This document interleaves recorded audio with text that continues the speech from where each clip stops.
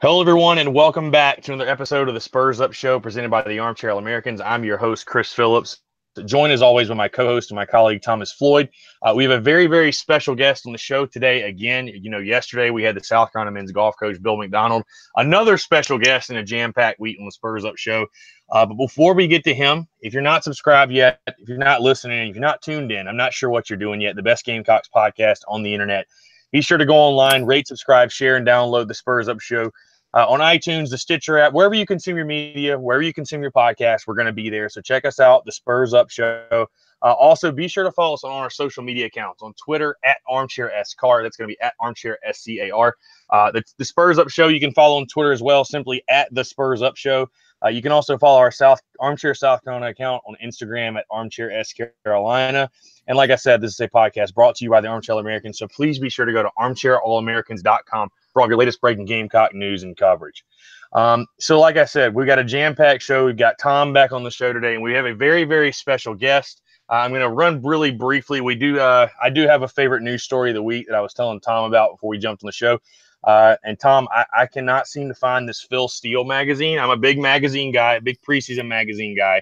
I'm a big Phil Steele guy, and I can't seem to find it anywhere. I've been to about 5 different stores looking for this thing. I'm about to just cave in, I think, and buy it online. But it's been eating at me a little bit. I spent like an hour in a grocery store earlier tonight looking for this magazine. So I'm pretty beaten up mentally, but it's all right. We're gonna make it through. So yeah, that's it. But like I said, Tom, back on the show. How you been, man? It's good to have you back on. It's good. Great to be back. Not a big golf guy. That's why I wasn't on the show yesterday, obviously. But I do have a news story of the week. I don't know if it's a favorite news story, but apparently Janoris Jenkins had a body. Like there was a body found at Janoris Jenkins' house. And it was like, I saw a tweet that was like, this has to be like the first time that there's been 2 murder or like people had like dead bodies found at their house because Aaron Hernandez and Janoris Jenkins played like football together at Florida. And so now that they both did that under Urban Meyer is just hilarious to me. Or they didn't do it under Urban Meyer, but the fact that this has happened is just funny. Yeah, no, I was going to say that's a huge story. That's all they've been talking about on sports radio the past two days or so. So it should be crazy to see how that turns out. But like I said, really quickly, want to get to our special guest. Obviously, again, like Tom mentioned, we had Bill McDonald, Gamecocks men head golf coach, on the show yesterday. We've got another very, very special guest today, someone we've been trying to get on the show for a while, and someone who had been requested to come on the show is finally here. You can put it simply, he's a part-time Dolphins fan, part-time Gamecocks fan, but full-time Twitter troll in Rob Profit. Rob, appreciate you coming on the show, and, we're all excited to have you on. Hey, thanks, guys. It's a pleasure to be on. Look forward to chatting some football and Gamecocks with you. Yeah, absolutely. And I use Twitter troll lightly. I mean more so if you go to Rob's Twitter page, you can see him bodying someone on a daily basis. So it's actually a lot of fun. No, Twitter is my Twitter is definitely my relief from the stressful world that I live in. So I have a lot of fun.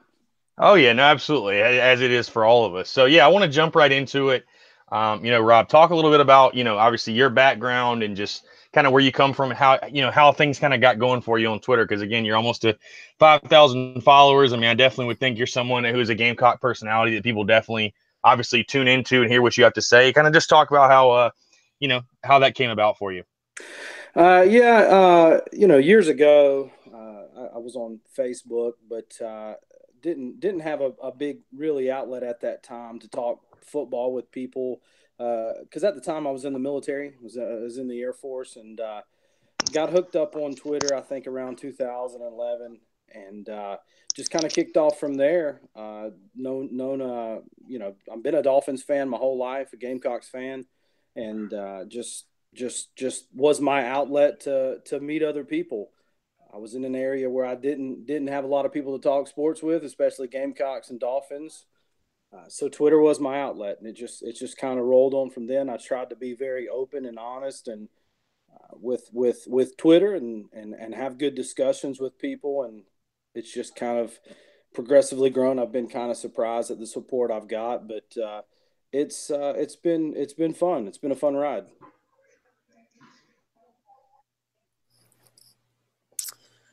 Chris, you there?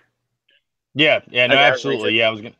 Yeah, absolutely. Yeah, and I was gonna say, I was actually gonna ask. It's funny, like you said, you've been very, very interactive on Twitter. Is there I'll ask this: who's the one? Because obviously we both know Gamecock Twitter is a very very fun place. It's a very interesting world. I think it's kind of a world of its own. Some nice opinions on there.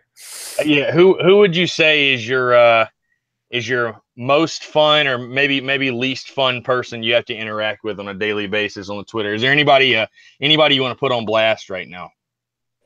That's a good question. I've got a lot of good interactions with people in a fun way. I've got there's Warlick and Trizzy Trey and talked to Brent and Jason Powers, and there's a bunch of good guys that I have good conversations with. As far as fans go, really really knowledgeable people, and they're a lot of fun. As far as trolls. Oh, there's so many haters. I can't even name one, to be honest with you, Chris. There's so many. Years ago, I kind of took it a little bit harder as I was getting used to Twitter, but now it's pretty much on a daily basis. I'm getting trolled by somebody, but it's okay. Oh, I mean, that's something. Go as ahead. far Go as ahead, when I see it on Twitter, you're probably one of my favorite Gamecock, I guess, Twitter's to follow and look at, because you really do keep it real with everything on Gamecock Twitter. You're not like some other people who just think that we're going to land every recruit and that everything's just fine and dandy with every aspect of sports at Carolina. Yeah, I think that's a big reason why I've gained so many followers. Is I haven't tried to sugarcoat it, and that goes, and honestly that goes with, as a Dolphins fan too. I think Dolphin fans would, if you had an opportunity to talk to any Dolphins fan, they would say the same thing. As much positive I give either any of my teams, I'm critical and what some people will call negative, which I don't see it as negative. I think it's important to be very honest up front and blunt in some certain situations, and I've always just tried to take that stance, and whatever situation that is just try to be honest to people so that they hear what I have gathered as the most factual stance possible. No, absolutely, definitely makes sense. And trust me, we deal with our share of Twitter trolls. I guess you could call it whatever you want to call it on a daily basis. But want to move into football, Rob. Obviously a huge year. Will Muschamp coming up on his third season. I want to ask you this question first, because we ran the poll actually earlier this week. On our Twitter account. Obviously, it's the off season. We're all trying to find stuff to talk about. We're all kind of just looking ahead of the season, kind of racking our brains, trying to figure out what's going to happen.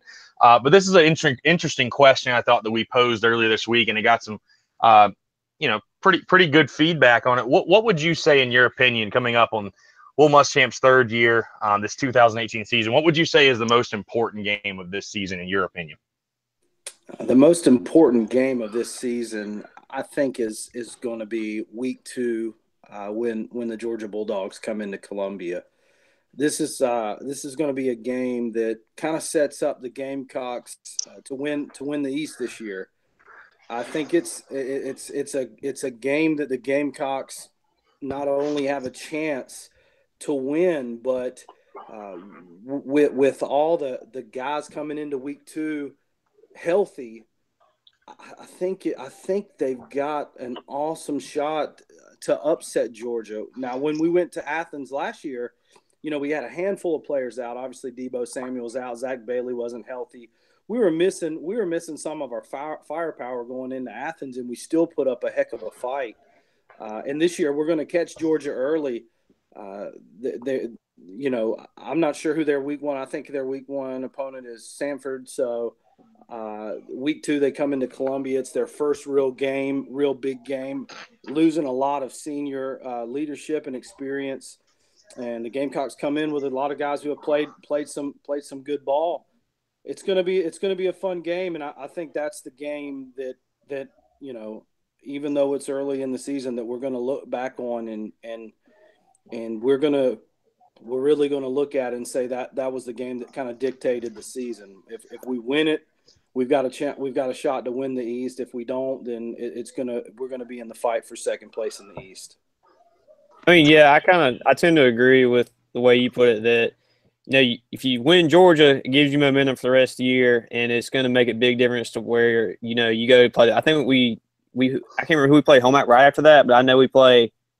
Like I think we go on the road kind of early, if I'm remembering right. But if you win that game, it gives you momentum for the rest of the year. It builds on what you can do. If you lose to Georgia, then you're just like, well, now we're just playing for second place in the East, which could not be true because I do agree with you that Georgia lost a lot on the seniors when you got Nick Chubb, what's the other running back for them? I can't think of his name. And the starting Michelle. Yeah, Sony Michelle and the starting linebacker for them. That was such a Roquan Smith and pretty sure they also another linebacker. I can't think of his name, but Lorenzo Carter. Yeah, Lorenzo Carter, he's gone. I mean, I just think they lost a lot. I don't think they're going to be as good as people are acting like. But I mean, they do have Zamir White coming back, and we all know how much of a freak he was in high school. So anything's possible. Yeah, I was going to just say, it's funny. First, I don't have the poll pulled up right in front of me, but we had about 400 people vote on it. We probably had 73 or 74% of people, basically three-quarter of people say that Georgia was the most important game. We had some people kind of tune in and say Kentucky was one because you haven't beaten them in 4 years. Obviously, some people saying Tennessee, Florida. You just had your mix of answers, but it's very funny to me though to hear. Obviously, I'm in that same boat. People that'll say, if you beat Georgia, you're set up. You should win the East. It's so funny how I just think back to South Carolina, the years they didn't win the East in 2011, 2012, when they beat Georgia, especially 2012 when they beat Georgia handily and still didn't win the East. So yeah, it'll be interesting. I mean, I don't think South Carolina is necessarily totally out of it if they lose week 2, but I agree it's going to set the tone for the entire season. I mean, especially, it's a game where I think South Carolina's got nothing to lose. I mean, you're not going to come in as a favorite. You're probably going to come in from what I've seen, early line projections, probably as a 9 to 10 point underdog, which I think is a really, really big spread for South Carolina at home. But, again, you're going to have nothing to lose. Again, I think it's going to set the tone for the season. And I actually talked with this about this with Barrett Salee. And at that point, I kind of had the same sentiment as some of our other fans saying, well, I think Kentucky has got to be if you don't beat Kentucky, it just shows how the program hasn't advanced. And basically what he told me is, dude, you guys shouldn't be worried about Kentucky. I mean, I know you lost 4 in a row to Kentucky, but Kentucky's not on South Carolina. It shouldn't be a game on South Carolina's radar. And he said, if that's the most important game of South Carolina's season, that's a huge, huge problem. So, I tend to agree that Georgia, I think UGA's got to be the biggest game of the year. I mean, it's obviously going to be a sold-out crowd, going to be a packed house, should be a crazy environment, 3:30 kickoff in week 2. So, and obviously, again, it's going to set you up great to possibly win the East for only the second time ever. So, moving into that, Rob, I mean, talking about, Will Muschamp, obviously, again, this is his 3rd season. Talk about how you felt kind of about his progression as a head coach through the first 2 seasons versus maybe what you thought when he first got hired. And then also your opinions on him hiring Brian McClendon as the offensive coordinator. Yeah. So, I'm always honest. When Will Muschamp was hired initially, I wasn't the biggest fan of the move. Obviously I'd seen kind of all that went down at Florida and I kind of bought into that. Hey, he had all kinds of talent, and if he couldn't win in Gainesville, then there's no way he's going to win in Columbia. And to be honest with you, I couldn't have been more wrong. Will Muschamp, he is not only just he's not only just exceeded expectations. I mean, he's been pretty remarkable going into year 3. I mean, this was a program, a few years ago that was 3-9 with a loss to Citadel. The coach quit halfway through the season, and now we're looking just a couple years, in the future. And we won a January 1 bowl over Michigan. If you would have told me that the day he was hired, I would have told people they were crazy. I said, "There's no way that's going to happen." So what he's doing is he's not only building the roster with some really talented players. There's some studs on the roster, and we're bringing some more in. But maybe most importantly is he's building a mindset within the program. He's taken this bunch of this group of guys, and they were under a previous regime, and you could just see their attitude it's a night and day difference from when Steve Spurrier was in charge. These guys don't quit. They don't give up. We kind of seen that year 1 in Will Muschamp, but again, he was trying to to build a mindset, and we're seeing that now after 3 off seasons with them, or into the 3rd off season with them. These guys are working their tails off. You guys have seen pictures of guys like Javon Kinlaw at 6'5", 300 pounds, and reported 10% body fat. He's a guy that showed up at 340 pounds. He looks nothing like the guy that showed up. But it's not just him. It's the whole roster. This is a roster that I seen a few years ago, and to be honest with you, it did not look like an SEC roster to me.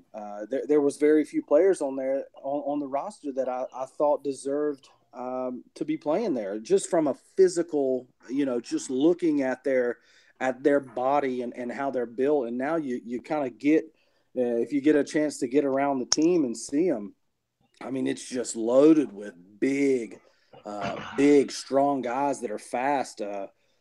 He's completely flipping this roster. I think the Gamecocks are going to win 10 games this year, and I hate if I'm jumping ahead, but it's all part of your question, in the sense that Will Muschamp has exceeded my expectations, and I think everybody's expectation, because national writers really hammered the hire, and rightfully so, because obviously he was not successful in Gainesville.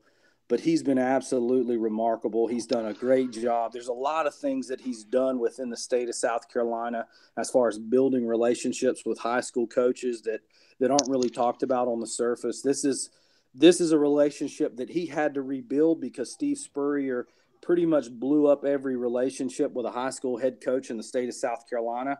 And Will Muschamp has really connected. So on kind of all levels of being that sort of chairman and CEO of a program, Will Muschamp has been absolutely incredible. Yeah, I 100% agree with you. I mean, I was kind of in the camp. I don't know. I was very wait and see with Will Muschamp. I mean, obviously coming off of, like you said, a 3-9 season, the struggles that he had in Gainesville. I mean, I still remember vividly the game that South Carolina beat his Florida team in Gainesville in 2014 when they won that game in overtime, kind of sealed his fate. He was let go.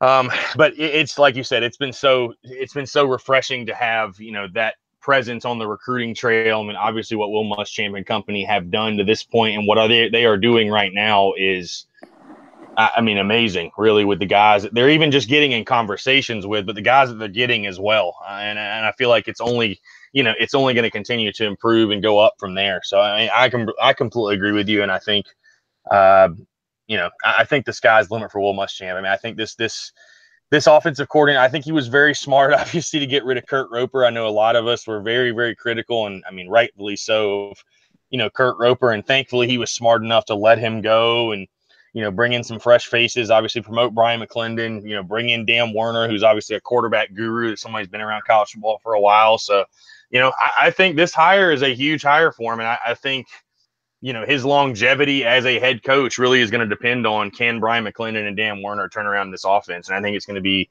just absolutely fascinating to watch. Yeah. And real quick on the Brian McClendon hire, I think it's a great hire. And if you remember back to the introductory press conference, Brian McClendon, he in not the same exact words, but he basically said, one day I want to be a head coach, but that time's not right now. We all know that Brian McClendon has aspirations to be a head coach. And the best way to do that is to put an incredible product on the field. So I think what Gamecock fans are going to see this year in an offense is something that's been completely different than what they've seen under Kurt Roper. You're going to see a much more aggressive offense with Jake Bentley throwing many more vertical passes a game. I spent a whole bunch of time over this weekend watching some old Steve Spurrier Gamecock games, and it seemed like at least once every drive, Steve Spurrier was chunking a deep post through Connor Shaw or Dylan Thompson. I don't know that you're going to see it on every single drive, but you're going to see a much more aggressive offense. One of Jake Bentley's strong points, since he was a young kid, he's always played in a vertical passing offense, and you're going to see Jake Bentley throw the ball deep under Brian McClendon quite a bit, and it's going to be much more fun, much more up tempo, and much more pressure on the defense under Brian McClendon. I mean, yeah, I've seen comparisons to where people had seen them in spring practice, said compared them to Oregon, how fast they just move the ball.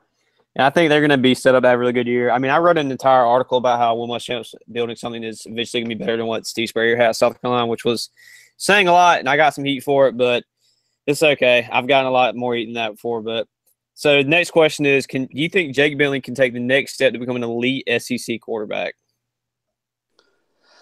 I think he absolutely has the ability to do that. What we've got to see out of Jake is just more consistency. And I think you're gonna see a lot of that sort of change and more consistent play from play to play, week to week, because of Brian McClendon. I think he's gonna call a game and build a game plan that fits the strengths of Jake Bentley.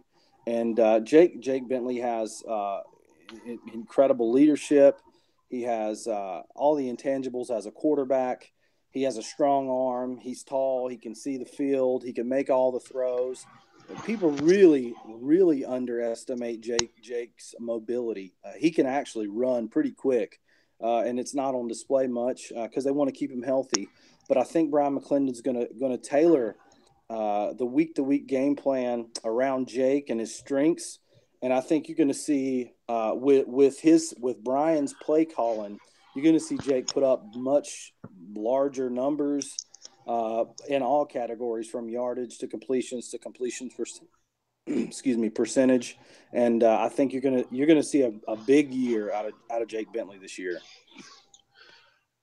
Yeah, no, Rob. The reason we ask, I'm definitely one in the camp that, believes if South Carolina is going to have the type of year that we're all hoping they do have, a 10-win season, 10-plus win season, maybe possibly a trip in Atlanta, it's going to be through Jake Bentley. I mean, obviously, I think people have seen he's had trouble performing in the big games. And, you think of last year, I mean, the entire team struggled against Kentucky. But I'm talking more games like Georgia, Clemson, against the higher competition. He's had his struggles before. I'm very curious to see, if he can take that next step from a good, solid quarterback, again, to being an elite all SEC caliber type player. So again, it's going to be very fun to watch. And, again, it's going to be a lot of the scheme that Brian McClendon and Dan Werner put together for him, because obviously there were times with Kurt Roper where he had absolutely no chance. So moving to a little bit more serious note, I guess you could say, we had some offseason news, which in college football is never really a good thing. Javon Charleston,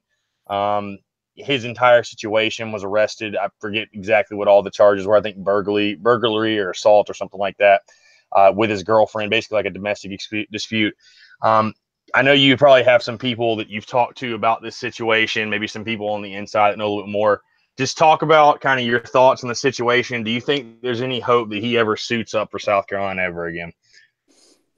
So it's so hard to say in a situation like that, especially when there's legal charges, especially ones that are kind of this big. But I can really, the one thing that I can confidently say is that Javon is from a person is a great kid.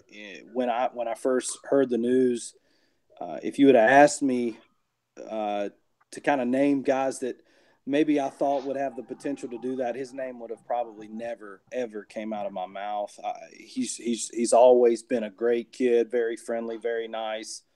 And, I don't know what's going to happen. I don't know what his career holds because, the legal system is going to play out and all that. Whatever is going to happen, it has to play out. But my run-ins with him, he's always been a tremendous guy. And if he didn't do nothing and nothing happened, then I hope he's exonerated. And if he did do something that he shouldn't have done, I hope he gets some help and he learns from this situation.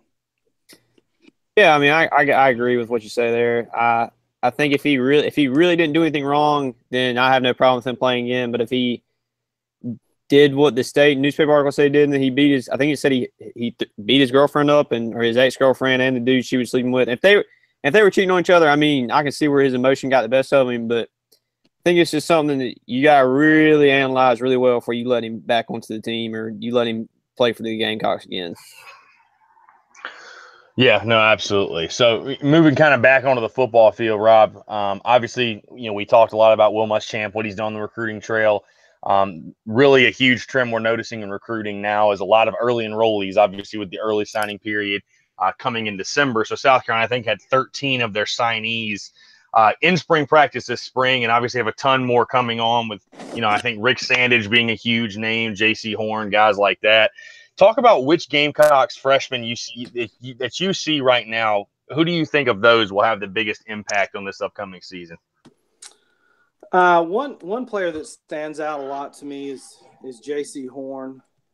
He's a big cornerback who's came into Columbia, really bought into the system. There was a picture released a few weeks back ago, and it's kind of all the DBs standing kind of in a line, and I think even Brian Edwards is in the picture. But if you just kind of scan the crowd, maybe the biggest one as far as a physical build wise is J.C. Horn.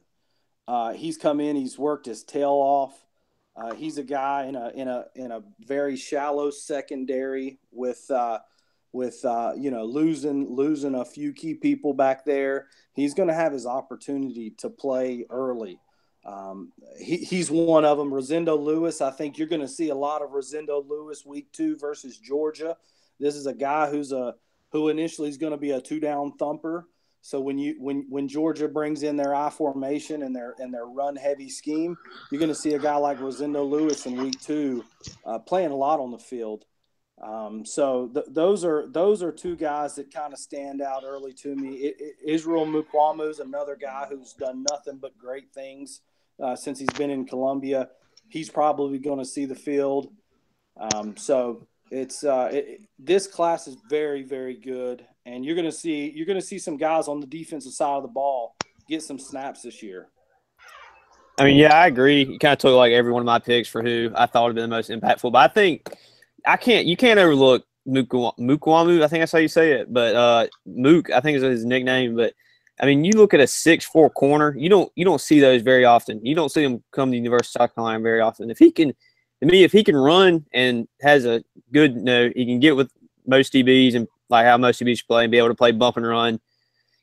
I think he would probably be the one who I say has the most success because, probably in 2 years, you're going to have him and J.C. Horn line up on opposite sides of the field from each other, and that's just deadly. You're not going to have – many SEC teams aren't going to have that except Alabama and LSU with that level of talent on opposite sides of the field from each other. But I think those two guys have the most potential to have a great impact, and I think a guy that's like you said, like Rick Sandage, and Kingsley and Nagaburi, however you say his name, two guys I think that could have immediate impact at defensive tackle because defensive tackle specifically has not a lot of depth, and I think those two guys could help a lot there. Kingsley, you brought up a good name. Kingsley has been pretty phenomenal since he arrived as an early enrollee. This is a guy who I think he's going to be a huge impact player for the Gamecocks over his career. And quite frankly, he's a guy that I see playing on Sundays here in a few years. Kingsley's a stud, and Gamecock fans they're gonna love what type of impact he brings from the defensive line. Yeah, I was just gonna say, going back to what Tom said about Israel Mukwamu, I just can't wait to see him on the field, in a Gamecock uniform. Just seeing like you're saying, I've never seen a 6'4" corner before, so actually seeing him on the field covering, a 6'1" wide receiver to me is just going to be. It's going to be very funny, I think, at first, but very, very fun to watch. Like you said, I mean, he can obviously if he can keep up with these guys and he can jam his guys at line. I mean, I think he could be one of the best. He could be a top corner in the SEC.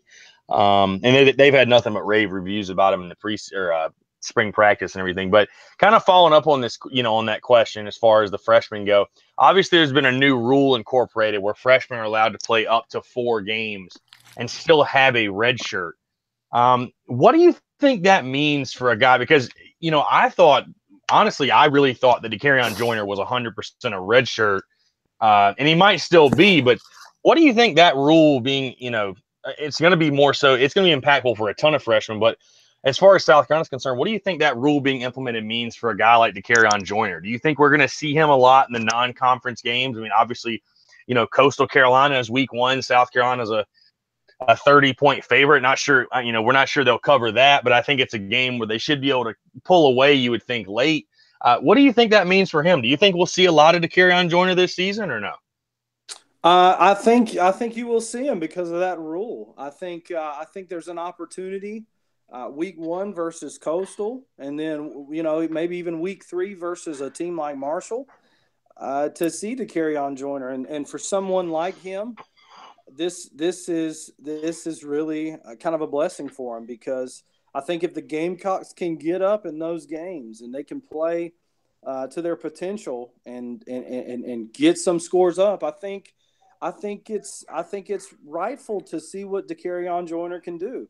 And I believe the staff, Brian McClendon, has some packages for Joyner, and I think there's a great opportunity that you could see Dakereon Joyner on the field week 1. Yeah, I mean, I agree. I think that's a good look for, a lot of players that and especially South Carolina, when Muschamp has been promised players, like, you're going to play year 1. There's no wait period. You're redshirt for a year, and you may get on the field in your sophomore year. Like, you're playing, and I know especially now that rule, there's no way he's not going to play, guys. I think, like you said, I think Joyner, especially now that he's got 4 games to be able to play and then not burn a red shirt, he's going to play. He's going to be on the field eventually. They're going to want to see what he has in the tank and what he really can do as a freshman, and see really if he can make that big of an impact, because after Jake Billy leaves, he's going to be fighting tooth and nail with Ryan Helinski for that starting quarterback job, in my opinion. I think it's going to be really close. Yeah, I was just going to say, kind of, Rob, piggyback on what you said. I think it's just going to be a great opportunity for Joyner to kind of, his biggest thing is developing as a passer. I mean, we all know he can run, but can he develop as a passer and, throw the ball well enough to, start an SEC offense like the one that South Carolina is building right now? And yeah, I think it's going to be huge for him to get those reps against, obviously, just college competition. It doesn't really matter who it is at that point, to see if he can develop his passing skills. So should be a lot of fun to watch. In your opinion, Rob, the biggest question for South Carolina going into fall camp is what? The biggest question going into fall camp is probably the secondary. Is who kind of shakes out at the safety positions, how the other cornerback slot kind of shakes out, because I'm of the opinion that Keyshawn Nixon will probably slide into the nickel slot. So who starts opposite in the cornerback role of Rashad Fenton? Will Jemias Williams take over the free safety spot, which I think he will, and I not only think he will, but I think Jemias Williams would be an absolute elite free safety.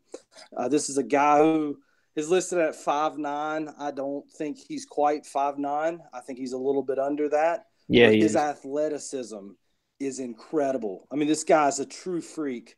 And if you allow him to cover deep center field where he can just watch quarterbacks' eyes and break on balls, everybody's seen him playing off the ball against Missouri and him break on that ball and intercept Drew Lock. That's what you would see from Jemias Williams out of the free safety position. And, Jemias reminds me a little bit of Earl Thomas. The funny thing about Earl Thomas is he's probably 5'10". He's an undersized free safety, but he was developed by Will Muschamp at Texas.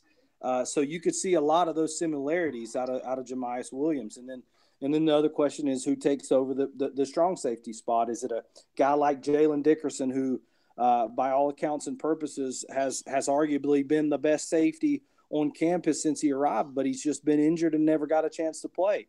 So the secondary is really the question mark for me, is how does that shake out? Who steps up? How do those freshmen that come in, those extremely talented freshmen that we just talked about, like Jay-Z Horn and Israel Mukwamu and Jonah Gibson? Hey, Gibson's one of my favorite recruits out of this class. He's a guy who brings an attitude. I hate to compare him on the same level of an attitude, but he's got some similarities to DJ Swearinger. This guy looks to take your head off and then stand over you and taunt you. That's the style of football he plays. But how do all these guys come together? How does that unit come together? How does Travaris Robinson and Will Muschamp develop the secondary, put those pieces together? And that's really the big question mark for me. I mean, I completely agree. I think that the additions of Nick Harvey, I think he's probably going to end up starting opposite side of Rashad Fenton, if I had to guess. And then JT Ibe, I think that's how you say his name. He'll probably be, he'll at least be on the 2 deep, if not a starter at the safety position for Carolina. And I think that J.M. Williams is probably going to be a monster at safety, like you said. I don't think there's any way he's not, because he's not getting exposed in nickel like he did against Clemson, against T. Higgins. That's really where he's going to be able to fit well at South Carolina and make the most impact. When you say he's only like, I've seen him in person, I think he's probably like 5'7" maybe. I'm not too big of a guy, and he was a lot shorter than me, not smaller than me. Let's get that right. But I just think that unit is going to have to play really well this year for us to be able to push 10 wins. Well, the great news is the secondary's biggest help is a defensive line who can get after the quarterback. Mm-hmm. And the great thing about that is that Javon Kinlaw and DJ Wonnum and Aaron Sterling, those guys are going to be nightmares. If you go back and watch the games from last year, Aaron Sterling, he was all over the quarterback. He was just one step away from getting sacks. And I think you're going to see a big jump from him. Obviously, Kinlaw looks ridiculous from a physique standpoint. And then DJ Wonnum is kind of the surgeon. This guy is he's absolutely incredible. His fundamentals, his technique is amazing. And you're going to see a big jump from DJ Wonnum from last year. So the defensive line is going to be the biggest help and support for that secondary who needs to grow and learn as the season goes on. Yeah, Rob, I've been someone, you can ask Tom, I've been someone, I have very, very high hopes for Aaron Sterling as well. Like you said, he had a couple of sacks last year, but he was in on a lot of plays last year where I think he's going to have that next step this year, if you know what I'm saying. So I'm really excited about him. And then, I think another thing that the secondary's got going for him as well is that's Will Muschamp's bread and butter. I mean, he is I believe he's the safeties coach, or maybe he's all around the secondary coach, but he's going to be focused on getting that secondary right, in preseason camp and everything. So you gotta feel good that T-Rob and Will Muschamp, if nothing else, even if they are a little weak at the secondary, are going to be able to disguise, be able to put a defense out there. They're going to be able to disguise. Obviously, having a guy like Bryce Allen Williams back again is going to help that pass rush as well. So, yeah, it should be a lot of fun to watch. But I 100% agree with you. I mean, it's going to come down to kind of the secondary play for South Carolina if they're, like Tom said, going to get the double-digit wins. We were talking about recruiting a little bit, earlier, and obviously we're talking about the secondary, so no better way to segue into a guy, Jaden Hill. I wanted to ask you about Jaden Hill. The cornerback out of Madison, Alabama, has been, a lot of people saying he's going to go to South Carolina. There's been some momentum leaning him towards Tennessee of late. What's your take kind of in the Jaden Hill saga? How do you feel about his chances of becoming a Gamecock class of 2019? I think Jaden Hill, as you said, out of Bob Jones in Madison, Alabama. I think what's going to be the difference for Jaden Hill is one person, and that's Travaris Robinson. From the beginning of this whole process, there's been one coach who communicated with him on a daily basis, and that's Travaris Robinson, and they're very, very close. And I think Jaden Hill went up to Knoxville. He's seen their depth chart or lack thereof, and he listened to those coaches say, "Hey, listen, you can start day one, you can play day one," and I think that's enticing for a kid. I get that, I understand it. He's probably not going to come to Columbia and start day one.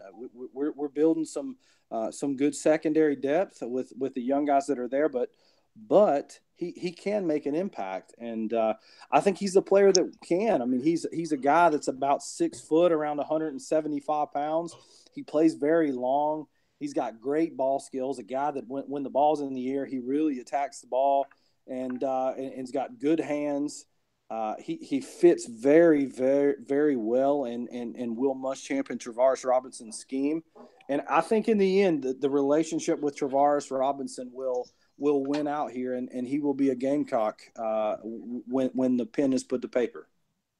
I mean, I agree. I think that when you look at what T-Rob and Muschamp put in the NFL defensive back-wise, you can't really look anywhere else and be like, well, they did better here. But I think he's going to be in a Gamecock unless something at UT happens this year where they go like somehow end up at like 8-4, or if Hill's decision like ends up dragging out that long. I think that UT will have a chance. But I think with Helinski recruiting as hard as he does, and all the other players at Carolina and all the other current recruits, and really putting in hard work towards recruiting other great talent to come with him to come to the University of South Carolina, I think that we have a really good chance at Jaden Hill. Absolutely. And following up on that, Rob, kind of sticking with recruiting again, Will Muschamp and his staff are doing an incredible job for class of 2019. You've already seen some big chips fall on a guy like Zach Pickens. Talk about, I know we're looking way ahead, obviously. I mean, the early signing period is in December, so maybe it's not too far looking ahead, but this 2019 class, do you think this class has the potential to be the best in South Carolina history? Are we going too far in saying that? No, I don't think that's out of the question, especially if you're just talking about on paper, because like you said, the guys haven't played yet, but on paper, you're gonna bring onto this roster some, in my opinion, some elite talent, specifically 5-star Zach Pickens and 4-star with a potential to go up to 5-star quarterback in Ryan Helinski. You're talking about two of the nation's elite blue chip prospects, one on each side of the ball, and then filling it in with a bunch of other 4-star talent. This class is going to be something. It's going to be something special. One name to watch out for is the cousin to current Gamecock players, DJ and Dylan Wonnum, and that's Trayvon Walker out of Georgia. He's I think a composite 247 composite. 5-star defensive lineman. So if you bring in Trayvon Walker along with Zach Pickens and Rodriguez Fitton and Josh Belk and Jakeem Grant, Devontae Davis, and all these other defensive linemen that we're bringing in, you're talking about a defensive line class that sets the Gamecocks up for the future. Remember, football always has and always will be won in the trenches. That's where it begins and ends at. So you get that, and then you get the quarterback. Typically, those teams are the ones that win the big games. So this defensive line class alone is something that is it's incredible. I mean, I completely agree. I think if you add Trayvon Walker to this class, it's going to be – I would say you would be hard-pressed to say it's not one of the top 3 recruiting classes that ever come through South Carolina. And that's just – you're not even going to know their impact yet. And Jakeem Green's probably going to end up being a guy who's the best JUCO defensive lineman for his class. He's definitely has a look on film from his freshman year at JUCO to me. And if you had a Trayvon Walker to this class, it just sky's the limit then, because it's just insane to me with how much defensive line talent will be coming to South Carolina then. And then you have you got to add some defensive backs like Jaden Hill, and if Jalen McConnell, we can get some momentum back there. I think it will be hard for this not to be a top 10, top 12 class at the end of the day. Well, and something to think about when it comes to Jakeem Grant, just real quickly, is the last JUCO guy that we got that was offered and really wanted by Alabama was Javon Kinlaw, and that worked out pretty good, right? And that's where Jakeem Green is. He's a guy. Green is a guy that Alabama really, really, really wants, and that should tell you a lot right there. So. Completely agree. Yeah, absolutely. I was going to say also with the 2019 class, it definitely helps when you have a guy like Ryan Helinski campaigning for you as well. What that guy's been doing has been just absolutely crazy to watch, hanging out with all the different recruits and, just recruiting for South Carolina on Twitter and stuff like that. It's been crazy fun to watch. So moving into something kind of lighthearted, a little bit more lighthearted questions, but definitely want to ask you about South Carolina picked up a transfer in wide receiver Bailey Rogers, or Ace Rogers, they call him, Furman wide receiver transferring to South Carolina. Rob, what do you think the chances that Ace Rogers becomes the South Carolina version, or becomes South Carolina's version of Danny Amendola? I don't know. I wouldn't say that he will. He's a guy that I actually watched play with Jay Urich out of Wren High School. I probably watched him a half dozen times play live, and he's got some quick burst ability. He's actually watched him take a lot to the house. I mean, he's got some speed, but he's got an uphill battle. And honestly, the reason for that is that wide receiver room it is arguably the most stacked room in the whole football program. You're talking a bunch of talent from top to bottom. So any person that or any wide receiver that comes to South Carolina, they better be ready to work, and they better be ready to be in a competition. So he's got an uphill battle. Would I put it past him? No. I mean, everybody knows the story of Hunter Renfrow, the walk-on going to Clemson, and arguably he's been one of their biggest impact players outside of Deshaun Watson and a couple other the last few years. He caught the national championship winning touchdown. So it's not out of the realm that this guy could come and do something, but I just think it's an extremely uphill battle with the talent that we've got. I mean, yeah, I agree. I think he could – I mean, I've watched his huddle highlights. I think he could end up being a really good player for us if he somehow breaks the two deep with all of the receiver talent we have, especially with Josh Van coming in this year. And then you have next year with the guy, I can't think of his name, Jamario Holly. He's another, like, high four-star guy that's going to be coming in to play wide receiver for us. But I would just think it's going to be hard for him to crack the two deep, like I said before. But if he does, I think he could have a really good impact. Yeah, absolutely. So, again, moving into some lighthearted stuff, Rob, wanted to ask you about, as far as Twitter goes, have you ever had a tweet as funny as the one that you had, or maybe one that had as much reaction as the Trevor Lawrence, Charlotte Flair connection body issue? Because that was awesome. That was a good one, too. I had a good one during the playoffs. I kind of poked fun at Sony Michel a little bit. He kind of had some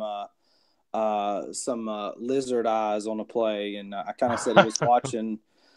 He had his eyes kind of like a chameleon. I kind of said he was watching the offense and the defense at the same time. So that one kind of went viral, but it's all lighthearted. I really don't mean nothing. I mean, I've got my own flaws too. So it's just to have fun. Twitter, like I said, Twitter's a place that I get away from the everyday stress and kind of trials and hard work. I run a division for a company, and Twitter's my place to just kind of get away and have some laughs. So I really don't take it serious, but that Lawrence one was pretty good. So yeah, I was gonna say, I mean, I was just gonna say, even Trevor Lawrence has got to be laughing at that one. I mean, come on, that was absurd. That's all I'm saying. That picture, Charlotte. I didn't even know who Charlotte Flair was before that, but I don't want to know ever again, to be honest with you.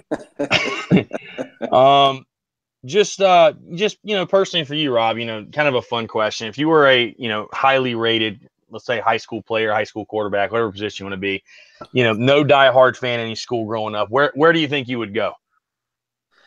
It really depends. First of all, that's a greት question, and I'm glad you've asked this. I've had this discussion with a lot of people in the past, and I think it's if let's say I had a kid or that was a big time recruit, or I was a big time recruit, I would look at what coaches have developed best. I think as a quarterback, I think there's a handful of schools where you look at historically they've are coaches historically that have put in quarterbacks into the NFL. If you're a lineman, you're hard pressed not to look at a coach in Kirk Ferentz in Iowa who seemed to have an offensive lineman or two or three every year go in the draft. If you're a quarterback, a school like Stanford, or a coach like David Cutcliffe, or I know he's had his struggles up in Michigan, but Jim Harbaugh has a long-standing career of developing quarterbacks. I think part of their Michigan struggles has been because they haven't had a quarterback, and I think you'll see that change with Shea Patterson. But Jim Harbaugh is one that I would look at. And there's other certain programs that are just known for developing quarterbacks or whatever position that is. So if it was me, I would look and see, who develops those positions, because ultimately I think all these kids want to be in the NFL. I think there's some people out there who look at a school with success and say, I want to win championships and I want to do this, but ultimately all these kids want to go to the NFL.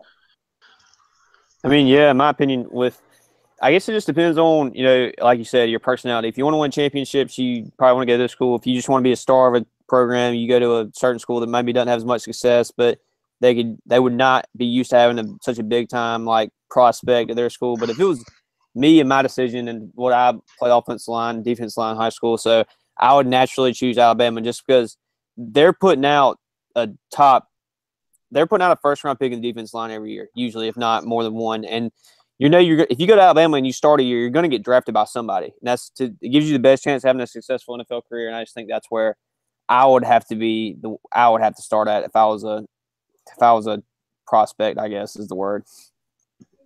Yeah, and this conversation just strengthens my opinion even more that we need NCAA football to come back, because if we had NCAA football, we could just all do it on Road to the Heisman. So we wouldn't even have to debate. You could just do it.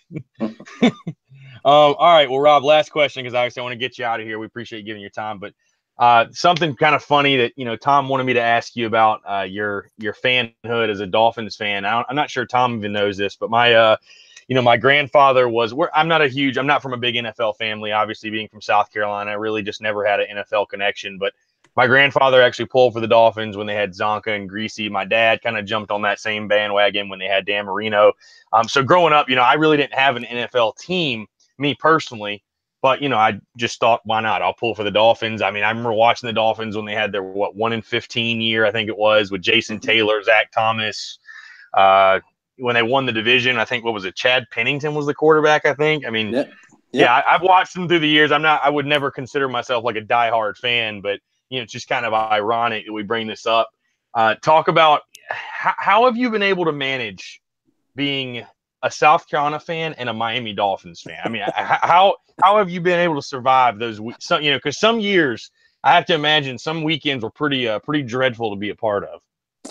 Yeah, it's one of those things that me and my wife, we have a lot of good laughs over, and she kind of picks at me. She's not the biggest NFL fan, but she's obviously a diehard Gamecocks fan. But we since me and her got married, we've been married 14 years. Every Sunday, outside of the bye week, I'm in front of the TV watching every minute of the Dolphins game, just like I am on Saturdays at Gamecocks. And my emotions run crazy. I'm kind of bipolar on game day. I'm riding a roller coaster, and I just have fun with it. I've just learned over the years, you got to have fun. You got to be realistic. I said that when I first came on the show with you guys. I think being a fan of the Dolphins and being a fan of the Gamecocks have pulled a lot of reality out of me, so that I don't let my fanhood just blind myself to what is actually happening. So that's a good thing I've learned from being a Dolphins and a Gamecock fan. But I've been a Dolphins fan since I was born. I can remember all the way back, the early Marino days. I thought in the early 90s, we were going to win the Super Bowl. He tore his Achilles all the way through the Zach Thomas, Jason Taylor years. I thought Dante Culpepper was coming from Minnesota. I thought he was going to lead the Dolphins to the Super Bowl. That was obviously terrible because the Dolphins picked Dante Culpepper over Drew Brees, and we all know what kind of happened out of that. So it has been nothing short of miserable, but I just have fun with it. One day, Super Bowl Sunday, my Dolphins will hoist that trophy, and maybe I'll be 80 years old when that happens, but it'll be a tremendous day. So just have fun, man. This is sports. That's what I've learned. This is sports. Just have fun with it. No, yeah, absolutely. I was going to ask you as well, kind of following up on that. How much less of a fan would you be of our show if I told you my co-host was a Patriots fan? Oh, no. Yeah, you know what? Yeah. But you guys took Danny from us, so I'm kind of peed off right now. Yeah. No, it's okay. The Dolphins. A lot of people don't realize this, but the Dolphins have a winning record versus the Patriots over their history, but that really doesn't matter in recent memory because the Patriots have just absolutely dominated their rivalry. Not only that, but they've won 5 Super Bowls. So I try to tell Gamecock fans, imagine imagine Clemson winning, 5 national championships in 17 years and pretty much being the face of college football. That's kind of how I'd had to live the last basically 2 decades. So, well, you know what? I'm not a diehard NFL fan, but I can say I hate the Patriots, and I can't wait till Tom Brady and Bill Belichick both retire. So sorry, Tom. It's never going to happen. And it's ironic because I live in Charlotte, so I've kind of jumped on that Panthers bandwagon. I mean, my first year I lived here, the Panthers went 15-1, so I was like, well, I'm going to enjoy this, obviously. But my girlfriend right now, she's actually from Buffalo. She's a Buffalo Bills fan, and her whole family are diehard Bills fans. And Charlotte's a very big transplant city, so I know tons of people from the state of New York that are huge Bills fans. So I feel like I'm just surrounded by AFC East fans. It's pretty funny, to be honest. So, but yeah, Rob, hey, we appreciate you coming on. Obviously, thank you for taking the time. Let everybody know where they can find you, obviously, if they're not following yet.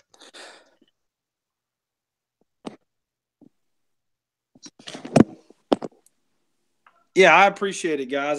Thank you for having me on. You can find me on Twitter at Breaking Down Film. That's without a G, Breaking Down Film on Twitter. And give me a follow. And like I said, I tweet a lot about the Gamecocks, tweet a lot about the Dolphins, make some jokes here and there, and just try to have a lot of fun. Absolutely. Yeah, Gamecock fans, if you're not following along yet, he's an absolutely fantastic follow on Twitter. Rob, again, we appreciate you coming on. We're definitely going to want to have you back on the show as we get closer to football season. That's pretty much going to wrap it up for us, though. Again, be sure to go check us out, iTunes, the Stitcher app, wherever you consume your podcast. Find us there. Rate, subscribe in the meantime while you do so. Leave a review as well. We appreciate that. Follow us on our social media handles, Twitter, Instagram, Facebook. Go check us out on armchairamericans.com. You all know where to find us. So for Rob Profit, Thomas Floyd, I'm Chris Phillips. We appreciate you guys tuning in, and we will catch you next time on the next episode of the Spurs Up Show.